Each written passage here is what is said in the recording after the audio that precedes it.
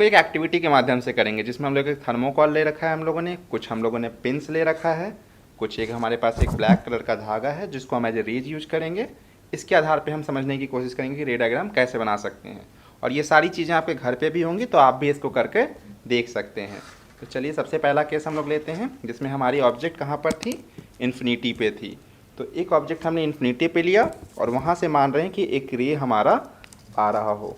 तो ऑब्जेक्ट हमारा इन्फिनिटी पर है और एक रे हमारी आ रही है, और हमने क्या पढ़ा है कि अगर इन्फिनिटी पे होगी तो रे कैसे आएगी, पैरेलल आएगी। जो प्रिंसिपल एक्सिस हमारी है पीसी, उसके पैरेलल आएगी। तो पैरेलल आने का मतलब हुआ ये यहाँ पर आकर इस बिंदु पर आकर टकरा रही होगी। देन उसके बाद हम लोग को समझा है कि जब भी ऐसी कोई रे होती है तो ये रे किस तरफ जाती है, हमारी ये रे मुड़ जाती है फोकस की तरफ। तो फोकस हमारा कहाँ पर है, इस पॉइंट पर है। तो हमारा ये रे फोकस पॉइंट से पार करेगा। तो आपने देखा ये रे हमने बना लिया फोकस पॉइंट से, और अब हम लोग इसी तरह का एक दूसरा रे ड्रॉ करते हैं। तो अब दूसरा रे हम लोग कहाँ से लेंगे, फिर से हम इन्फिनिटी से ही लेंगे। तो इन्फिनिटी से हमने एक और रे लिया जिसको हम लोगों ने नीचे से ले लिया। ये रे भी आ रही है सीधी, ये भी लेंस हमारे मिरर से टकराएगी। मिरर से टकराने पर किस तरफ मुड़ जाएगी, ये भी रे फोकस की तरफ मुड़ जाएगी। और फोकस की तरफ मुड़कर ये कहाँ जा रही है, ये आप क्या देख पा रहे हैं कि फोकस पर एक सर्टेन पॉइंट पर ही ये रे आकर इंटरसेक्ट कर रही है। और इसी पॉइंट को हम लोगों ने क्या समझा था, इस पॉइंट को हम लोगों ने समझा था फोकस पे, फोकल पॉइंट पे आपका ये पार्टिकुलर इमेज फॉर्म हो रहा है, क्योंकि हमारी ये दोनों रेज आकर इसी पॉइंट पर मिल रही हैं। तो हमारा इमेज कहाँ बन रहा है, फोकस पे बन रहा है अगर हमारा ऑब्जेक्ट इन्फिनिटी पे है। और इन्फिनिटी पे जब हमारा ऑब्जेक्ट है तो रेज हमारी पैरेलल आ रही हैं और वो एक जगह पे टकरा रही हैं, जो है हमारा फोकल पॉइंट। तो आप लोगों ने जो बोर्ड पे देखा था उसी चीज़ों को हम लोगों ने एक एक्सपेरिमेंट के माध्यम से यहाँ पे देखा है।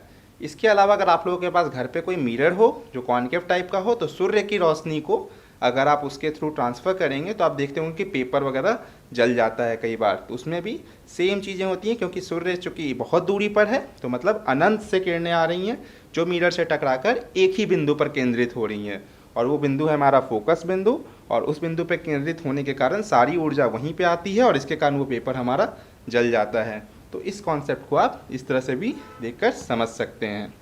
चलिए, तो पहला केस हम लोगों ने समझा कि इन्फिनिटी पे रहेगा तो क्या होगा। अब हम लोग दूसरे केस पर आते हैं। जो दूसरा केस हमारा क्या था, पहले हम एक कॉनकेव मिरर बना लेते हैं। इस बीच का पॉइंट का नाम हो गया हमारा P, और ये हमने एक प्रिंसिपल एक्सिस ड्रॉ कर लिया। सो ये लाइन हमने ड्रॉ किया जो हमारा ये प्रिंसिपल एक्सिस कहलाया। इसमें हमारे दो पॉइंट्स हैं, पहला है हमारा फोकस, दूसरा है हमारा सेंटर ऑफ कर्वेचर। अब हमारा दूसरा केस हम लोगों ने क्या पढ़ा था, दूसरे केस में हम लोग आएंगे कि हमारा ऑब्जेक्ट जो है अनंत एवं वक्रता केंद्र के बीच हो, मतलब infinity between infinity and centre of curvature. तो हम लोग इसको ड्रॉ करने की कोशिश करते हैं। तो हमारा ऑब्जेक्ट मान लेते हैं हमारा कहीं यहाँ पर था, उसका नाम हमने दे दिया AB। अब A से एक किरण लेते हैं जो सीधा जाकर पैरेलली हमारे मिरर से टकराएगी। अगर ये पैरेलल टू प्रिंसिपल एक्सिस टकराएगी तो ये कहाँ से पार करेगी, ये हमारे फोकल लेंस से होकर गुजरेगी। ये हमने एक किरण पढ़ी थी पहले, जो पैरेलल टू प्रिंसिपल एक्सिस अगर हो तो वो हमारे फोकस से होकर गुजरती है। फिर एक दूसरी किरण हम लोग लेते हैं जो हमारा सेंटर ऑफ कर्वेचर से होकर गुजरे। अगर ये सेंटर ऑफ कर्वेचर से होकर गुजरेगी तो ये वापस उसी लाइन पर वापस चली जाएगी। क्यों जाएगी, क्योंकि ऐसी जो भी रेखा होगी या किरण होगी वो 90 डिग्री का एंगल बनाएगी आपके रिफ्लेक्टिंग सरफेस से। और रिफ्लेक्टिंग सरफेस से अगर 90 डिग्री का एंगल बनाएगी तो उसी रेखा पर वो वापस हो जाएगी, क्योंकि हमारा एंगल ऑफ रिफ्लेक्शन और एंगल ऑफ इंसिडेंस दोनों शून्य हो जाएगा। तो अब ये दोनों किरणें आपस में कहाँ टकरा रही हैं? ये दोनों किरणें इस बिंदु पर टकरा रही हैं, मतलब हमारा ए का जो प्रतिबिंब है वो यहाँ पर ए डैश के रूप में आएगा। उसी तरह अगर आप बी का देखेंगे तो बी का भी प्रतिबिंब आपको इस रेखा पे मिलेगा, जो अलग अलग तरीके से अगर आप ड्रॉ करेंगे तो इस तरह का आपको प्रतिबिंब देखने को मिलेगा ए बी का ए डैश बी डैश के फॉर्म में। तो अलग अलग पॉइंट्स अगर आप ड्रॉ करेंगे तो अलग अलग पॉइंट्स का अलग अलग इमेजेस मिलेगा। उन सबको आप जब आप मिलाएंगे तो एक ए डैश बी डैश टाइप का इमेज आपको ड्रॉ कर पाएंगे। हमने ए का एक इमेज ड्रॉ करके देखा, जो हमें ए डैश यहाँ पर मिला। उसी तरह से हम उसके नीचे की पॉइंट का बनाएंगे तो ये थोड़ा ऊपर उसके नीचे ऊपर होगा। ऐसे जैसे जैसे बढ़ते जाएंगे तो हमें ए डैश बी डैश करके एक रेखा देखने को मिलेगी, और ये रेखा हमारी प्रतिबिंब होगी ए बी की, जो हमारी एक्चुअल ऑब्जेक्ट है।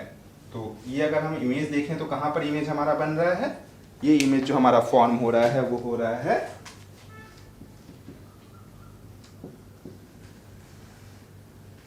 इमेज की पोजीशन कहाँ पे है? हमारे प्रतिबिंब की स्थिति है सेंटर ऑफ कर्वेचर और फोकस के बीच में, मतलब between centre of curvature and focus, वक्रता केंद्र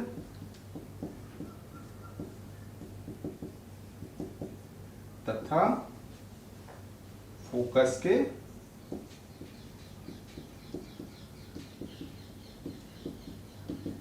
बीच।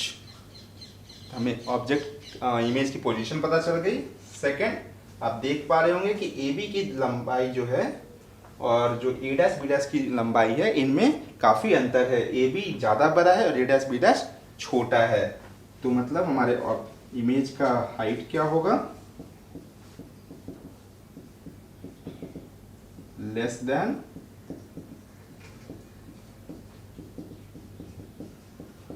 ऑब्जेक्ट हाइट, मतलब छोटा होगा वस्तु के तुलना में। फिर हम क्या देख रहे हैं कि हमारी रेज एक्चुअली में टकरा रही हैं। जो हमारी दोनों रेज थी ये एक्चुअली में टकरा रही हैं। तो हमारा इमेज किस तरह का बनेगा? रियल इमेज या वास्तविक प्रतिबिंब हमारा बनेगा। और ए बी आपका ऊपर की तरफ है, ए डैश बी डैश नीचे की तरफ है। तो हम लोग ऑलरेडी जानते हैं कि रियल इमेज हमारा इन्वर्टेड होता है, तो ये भी हमारा इन्वर्टेड होगा, मतलब कि उल्टा इमेज आपका फॉर्म होगा। तो जब भी वस्तु आपके अनंत और वक्रता केंद्र के बीच में होगी, मतलब सेंटर ऑफ कर्वेचर और इन्फिनिटी के बीच में होगी, तो उसका इमेज कहाँ बनेगा? हमारा सेंटर ऑफ कर्वेचर और फोकस के बीच में बनेगा। और इस किस तरह का इमेज होगा? ये रियल इमेज होगा, इन्वर्टेड होगा और वस्तु से छोटा होगा। तो ये भी आप अगर ड्रॉ करेंगे तो आपको क्लियर हो जाएगा कि इमेज इसका किस तरह से फॉर्म होता है। तो बहुत ही सिंपल है, बस आपको ये इमेज हमेशा माइंड में रखना है कि कौन कौन सी रेज को लेना है। तो पहला रे हमने ये वाला लिया और दूसरा रे हमने सेंटर से पास होने वाला लिया। अगर इन दोनों रे को हमने सही से ड्रॉ किया तो हमें ऑटोमेटिकली पता चल जाएगा कि किस तरह का इमेज बनेगा, साइज क्या होगा, उल्टा होगा या सीधा होगा, रियल होगा या वर्चुअल होगा। तो यहाँ चूंकि एक्चुअली में रेज कट कर रही थी तो हमने रियल समझ लिया। फिर हमने देखा कि ए बी की हाइट जो है और ए डैश बी डैश की हाइट है, उसमें ए डैश बी डैश की हाइट बहुत छोटी है, तो मतलब वो छोटी इमेज बन रही है और साथ ही साथ ये उल्टी तो बन ही रही है। तो ये सारी चीज़ें आप अगर इसको सही से ड्रॉ करेंगे तो आसानी से आपको क्लियर हो जाएगा बच्चों।